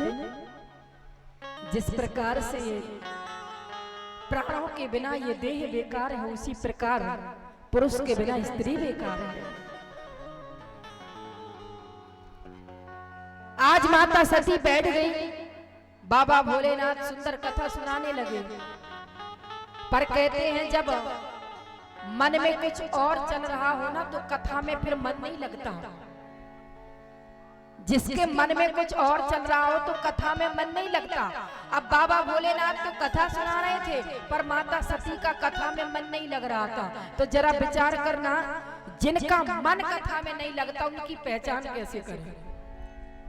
उनकी एक सख्त पहचान है। बोले जिनका मन कथा में नहीं लगता तो वो कहीं दाएं देखेंगे, बाएं देखेंगे, ऊपर देखेंगे, नीचे देखेंगे, और जिनका मन लगता है तो उनका पूरा फोर्स वक्ता के ऊपर रहता है कि अब क्या बोलने वाले हैं, अब क्या बोलने वाले हैं। यहाँ पर माता सती जी का मन कथा में नहीं लग रहा है, दाएं बाएं ऊपर नीचे देख रही है, और जैसी ऊपर की तरफ देखा सोई एक दृष्ट देखा माता सती ने। बोले सती बिलो के व्योम विमाना जाते चले सुंदर विधि नाना। सती ने देखा कि आकाश मार्ग में सुंदर विमान उड़ते हुए जा रहे हैं और देवताओं की देवंगनाएं सुंदर सुंदर सा श्रृंगार करके रथ में विराजमान होकर के चली जा रही हैं। माता सती ने पूछा प्रभु ये सब लोग कहाँ जा रहे हैं? तो बाबा भोलेनाथ बोले सती ये सब तुम्हारे पिता के पास जा रहे हैं। क्यों? बोले तुम्हारे पिता दक्ष ने बहुत बड़ा यज्ञ किया है और उस यज्ञ में सबको बुलाया है, परंतु हमारे बैर के कारण तुम्हारे पिता ने तुमको भी भुला दिया, तुम्हें निमंत्रण नहीं दिया। अब माता सती ने जैसे ही सुना, जरा विचार करना, जब बात मायके की आ जाए ना तो पत्नियां सारी बातें भूल जाती हैं। बात मायके की आ जाए तो जितने भी बातें और बुराइयां होंगी, लड़ाइयां होंगी, वो सब भूल जाएंगी और कहेंगे सुनिए ना वो तो पिताजी गुस्से में थे, शायद ध्यान भूल गए होंगे, लेकिन अगर आपकी इजाजत हो जाए तो मैं जाऊं। माता सती ने भी ऐसे ही किया।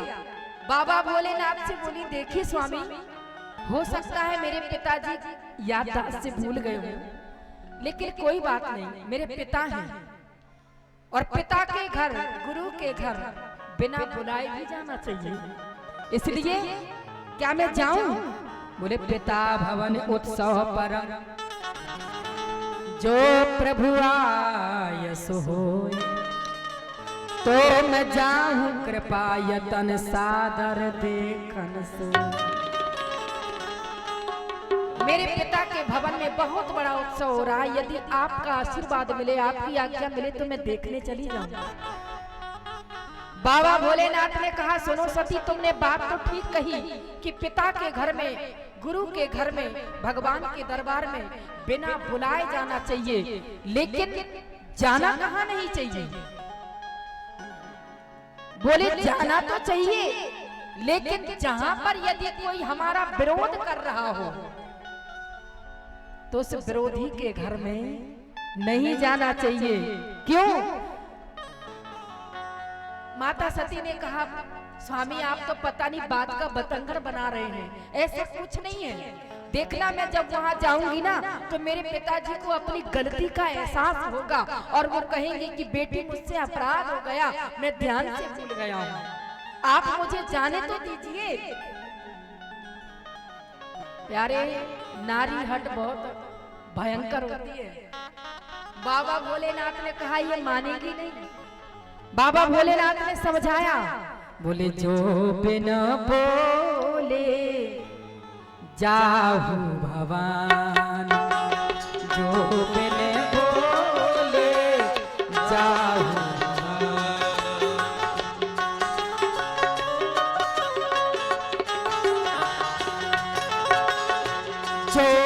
बोले जाहू भवानी, जो बिन बोले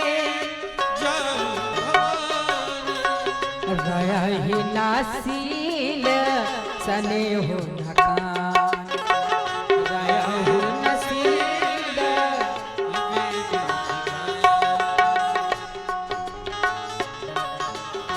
जाहू भवानी। बोले अगर बिना बुलाए जाओगी तो जो एक मान सम्मान होता है वो नहीं रहता है, इसलिए बिना बुलाए मत जाओ। अगर हमारी बात मानो तो मत जाओ। माता सती ने कहा नहीं, आप मुझे जाने दीजिए, मेरे पिता के घर में इतना बड़ा उत्सव है, सब लोग जा रहे हैं, मैं नहीं जाऊंगी भला तो मेरे माँ बाप को बुरा नहीं लगेगा। माता पिता है, माता पिता अपराध कर देते हैं तो क्या हुआ, बच्चों को उनके अपराधों को नहीं गिनना चाहिए। तो बाबा भोलेनाथ ने कहा इस समय मेरी शिक्षा इनके काम आने वाली नहीं है। तो बाबा भोलेनाथ ने अपने 2 गण पीछे लगाए और माता सती को इजाजत दे दी, जाओ। माता सती बड़े भाव के साथ, मन में तो दुख लगा ही था कि मेरे पति ने मेरा परित्याग कर दिया है।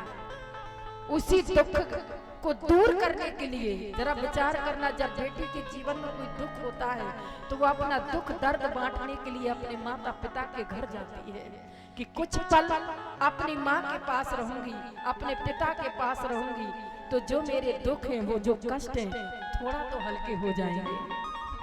माता सती जी भी पिता के भवन में इसी उम्मीद से गई, लेकिन जिस समय दक्ष प्रजापति के यहाँ माता सती पहुंची, बोले पिता भवन जब गई भवानी, दक्ष त्रास कहु ना सन्मान।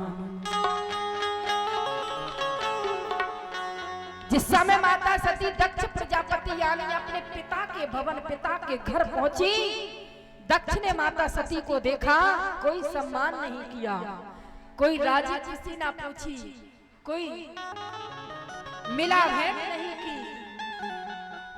दक्ष त्रास कहु ना सन्मान, कोई सम्मान नहीं दिया।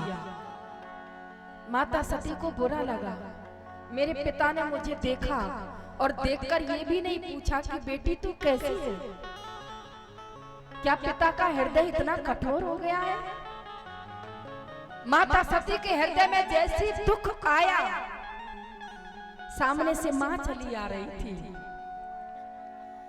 बोले सादर भले ही मिली एक माता, सादर भले ही मिली एक माता,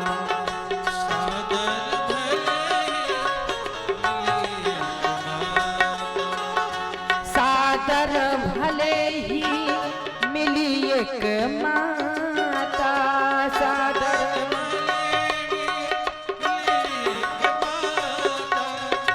भगनी मिली बहुत मुस्काता, भगनी मिली बहुत मुस्काता, भगनी मिली बहुत मुस्काता।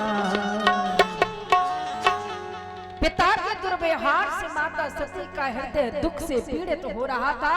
तैसी माता सती ने देखा कि मेरी माँ चली आ रही है। माँ मुस्कुराती हुई आई और अपनी बेटी को आंचल में ले लिया और बोली, बेटा सती तू कैसी है? प्यारी बेटियां चाहे जैसी हो, लेकिन माँ के लिए सदैव प्यारी होती है। एक पिता कठोर हो सकता है, लेकिन माँ का आंचल कभी अपने पुत्र अपनी पुत्रियों के लिए कठोर नहीं हो सकता। सादर भले ही मिली एक माता, बड़े भाव के साथ माँ ने आंचल में लिया बेटी को और बोली, बेटा तू ठीक है? पर जो बहनें थी ना, भगनी मिली बहुत मुस्काता। अच्छा, बाबा गोस्वामी जी के शब्दों पर आप गौर करेंगे, बहुत मुस्काता, और जहां पर बहुत शब्द लग जाए, बहुत, तो जरा विचार करना। जैसे हम किसी से कहें कि हमने भोजन किया, कोई तुम्हारा निमंत्रण करे और कहे कि भैया आओ हमारे यहाँ आपका निमंत्रण है, और कोई कहे कि आपने भोजन किया ना, आपका पेट तो भर गया, आप कहेंगे हाँ हाँ भैया पेट भर गया, अच्छा भोजन था। लेकिन अगर आप कहें कि बहुत खाया है, इतना अच्छा था, तो उसमें थोड़ा व्यंग्य वचन हो जाएगा, उसमें ये लगेगा कि हमारा मजाक उड़ा रही है। हंसो ठीक है, पर बहुत हंसो तो वो निंदनीय हो जाता है। सीमा पार कर देना निंदनीय हो जाता है। इसलिए बहने माता सती से मिली, लेकिन बहुत मुस्कुराता, और बहुत मुस्कुराने का मतलब है माता सती को नीचा दिखाने लगी।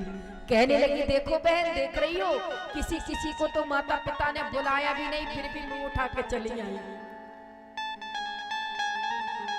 तब तक दूसरी बहन बोली, बहन तू ठीक तो है, तेरे पति नहीं आए साथ में? माता सती को बड़ा कष्ट हुआ। माता सती वहां पहुंची जहां पर यज्ञ भगवान 33 करोड़ देवी देवता बैठे हुए थे। ब्रह्मा विष्णु का आसन लगा हुआ था, लेकिन शंकर जी का कोई आसन नहीं था। माता सती ने देखा कि इतने बड़े यज्ञ में मेरे पति का कोई स्थान नहीं है। तब माता सती को अपने पति का अपमान सहन न हुआ। जरा विचार करना, पत्नी चाहे जैसी हो, लेकिन पत्नी अपने मायके में अपना अपमान तो सह लेती है, लेकिन अपने पति का अपमान नहीं सहती। माता सती ने देखा मेरे पति का कहीं कोई स्थान नहीं है। तब माता सती को आज बड़ा कष्ट हुआ। बोले यद्यपि जग दारुण दुख नाना, सब ते कठिन जाति अभिमाना। आज मैया सती को बड़ा अपमान महसूस हुआ और माता सती ने सोचा कि अरे दक्ष, जब तुझे मेरे पति से इतना ही विरोध था, तो जिस शरीर को मेरे पति से विरोध हो जाए, उस शरीर से उत्पन्न इस शरीर को मैं जीवित नहीं रखूंगी। क्यों? क्योंकि दक्ष तेरे ही शरीर से ये मेरा शरीर उत्पन्न हुआ है, और ऐसे विरोधी शरीर से जो मेरा शरीर उत्पन्न हुआ है, जो मेरे पति का विरोधी है, मैं ऐसे शरीर को जला डालूंगी। बोले ऐसे कहे जोगे अग्नि तन जार, ऐसे कहे जोगे अग्नि तन जार, ऐसे कहे जोगे अग्नि तन जार, ऐसे कहे जोगे अग्नि तन जार, भय सकल मख हाहाकार। ऐसा कहकर के आज माता सती ने हवन कुंड में कूद करके अपने शरीर को जला डाला। हाहाकार मच गया, यज्ञ विध्वंस हो गया।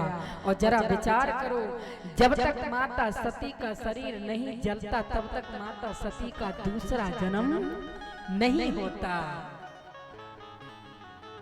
सती शरीर को त्यागा और सती शरीर को त्याग करके बोले यही कारण हेमे गिर ग्रह जाई, जनमी पार्वती तन पाई।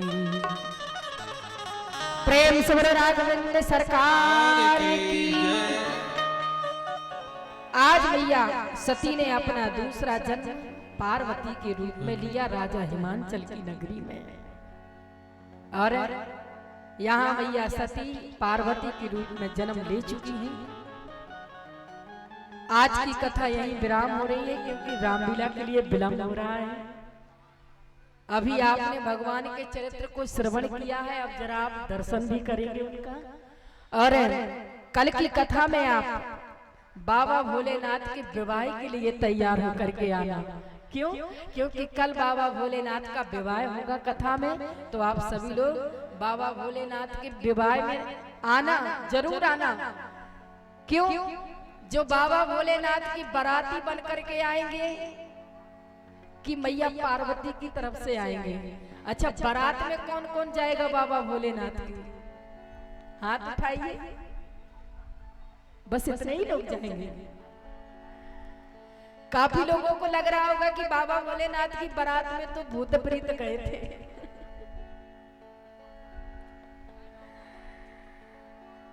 ऐसा नहीं है, भूत प्रेत गए थे, देवता भी तो गए थे। बोलो शंकर भगवान की, राघवेंद्र सरकार की। आइए एक सुंदर सा भजन, इसके बाद वाणी का विराम।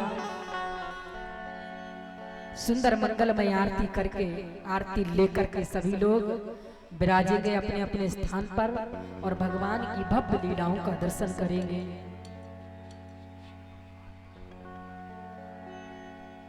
सभी लोग भाव के साथ भगवान का नाम लेते हुए मंच को विराम करें।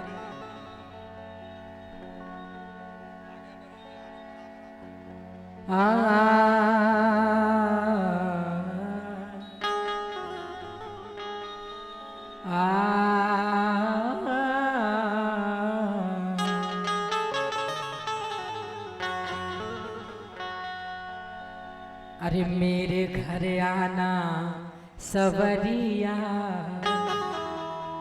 कौन कौन बुला रहा है भगवान को? मेरे घर आना सवरिया, मैं तुम्हें जाने न दूंगी। मेरे घर आना सवरिया, तुम्हें जाने न दूंगी। मेरे घर आना सवरिया, मैं तो जाने न दूंगी, तुम्हें जाने न दूंगी। जाने न मेरे घर आजा सवरिया, तोहे जाने न दूंगी। मेरे घर आना सवरिया, मैं तो जाने न दूंगी। उठाइए दोनों हाथ और तालियां बजा के भजन करिए।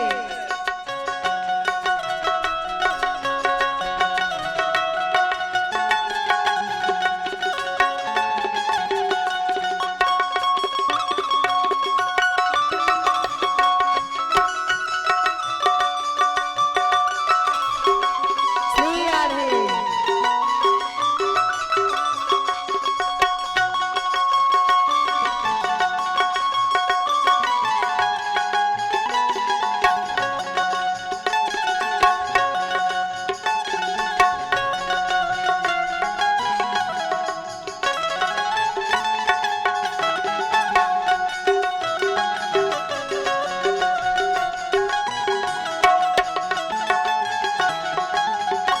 और आना सवरिया, मैं तो जाने न दूंगी। मेरे घर आना सवरिया, मैं तो जाने न दूंगी। भगवान की जो भक्त होते हैं वो भगवान से कहते हैं, प्रभु मेरे घर आओगे ना तो मैं तुम्हारा सम्मान कैसे करूंगी, स्वागत कैसे करूंगी। मेरे घर आओगे तो माखन खिलाऊंगी। मेरे घर आओगे तो माखन खिलाऊंगी। मेरे घर आओगे तो माखन खिलाऊंगी। मेरे घर आओगे तो माखन खिलाऊंगी। माखन खिलाऊं तो है माखन खिलाऊंगी। माखन खिलाऊं तो है माखन खिलाऊंगी। भगवान ने कहा मैं माखन नहीं खाता, माखन खाने के साथ साथ मटकी भी फोड़ देता हूँ। तो गोपियों ने कहा कोई दिक्कत नहीं, चाहे फिर फोड़े मटकिया, तोहे जाने न दूंगी। चाहे आना सवरिया, राधे। मेरे घर आना सवरिया, मैं तो जाने न दूंगी।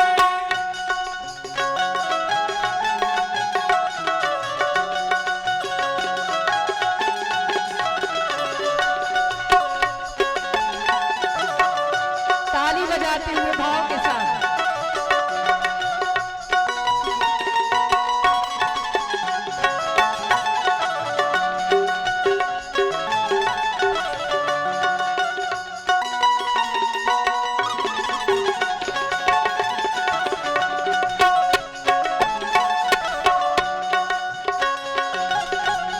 सवरिया, मैं तो जाने न दूंगी।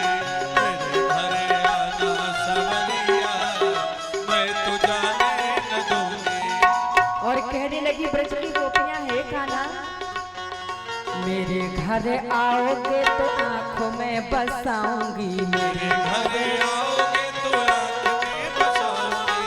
मेरे घर घर आओगे तो आंखों में बसाऊंगी, मेरे घर आओगे तो आंखों में बसाऊं तो है नैनों में बिठाऊंगी, आंखों में बसाऊं तो मेरे घर आओगे तो आंखों में बिठाऊंगी। और आंखों में जिसके भगवान बस जाए तो प्यारे फिर संसार के रंग नजर नहीं आते। कागा सब तन खइयो चुन चुन खइयो मांस, पर इन दो नैनों को मत खाइयो जिनमें पिया मिलन की आस। जिसके नैनों में गोविंद बस जाए फिर उसे संसार में कुछ दिखाई नहीं देता। कहती है प्रभु आओगे तो आंखों में बिठाऊंगी, फिर कर लूंगी कर लूंगी कर लूंगी बंद में नजरिया, तुहे जाने ना दूंगी, कर लूंगी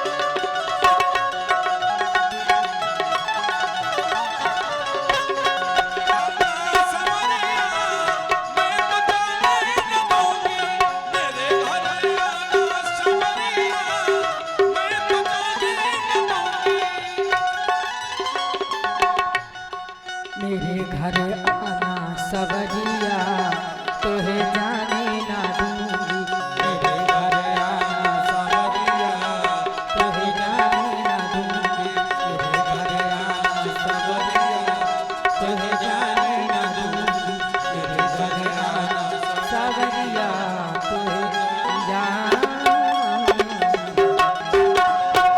बोलो वृंदावन बिहारी लाल की, राघवेंद्र सरकार की, यज्ञ भगवान की।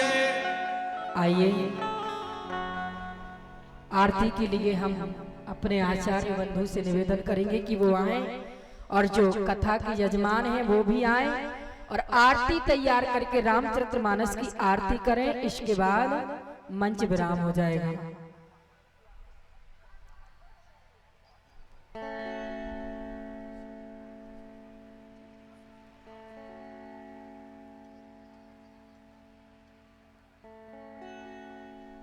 आरती के लिए आइए, या भी आरती करने का मन नहीं हो रहा है।